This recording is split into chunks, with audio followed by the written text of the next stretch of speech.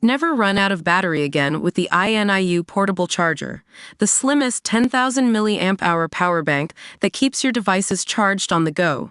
Stay powered up wherever you go. Click the link in the video description to shop now on Amazon. Justice Secretary in bid to prevent release of Essex boys killer Michael Steele. Shabana Mahmood has intervened in a bid to stop the release of a convicted triple killer. The parole board announced in February that Michael Steele, 82, could be released from prison after almost 29 years for the murder of 3 men in Essex.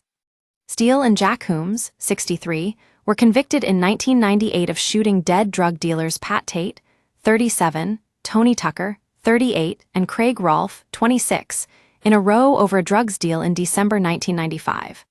But Steele's release has been put on hold after the Justice Secretary, MS Mahmood, submitted an application calling on the parole board to reconsider.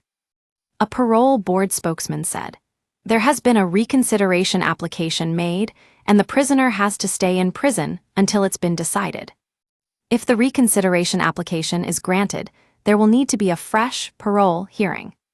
MS Mahmood's application has reportedly been made on the grounds that the parole board's decision was legally irrational, according to Mail Online. Read more number of prisoners serving life move to open prison soars under labor. If the bid succeeds, then Steele's application for parole would need to be heard again. If it fails, then he would be released on license. Steele and Holmes, who was released in 2021, have always maintained their innocence, but were given life sentences, with a minimum terms of 23 years after an Old Bailey trial. The 3 victims were shot dead in a Range Rover on an isolated track in Rettendon, near Basildon, less than 3 weeks after the death of Lee Betts, 18, who took an ecstasy pill from a bad batch believed to have been supplied by the 3 victims, sparking a national outcry. The notorious gangland killings spawned a series of gangster films, including the 2000 film Essex Boys, starring Sean Bean. Holmes and Steele previously failed to overturn their convictions at the Court of Appeal. In 2023, the Criminal Case Review Commission, CCRC, rejected an application from their lawyers to have their convictions sent back to the Court of Appeal. Don't miss, the European country that's also freeing prisoners early due to overcrowding revealed. I'm a parole board member.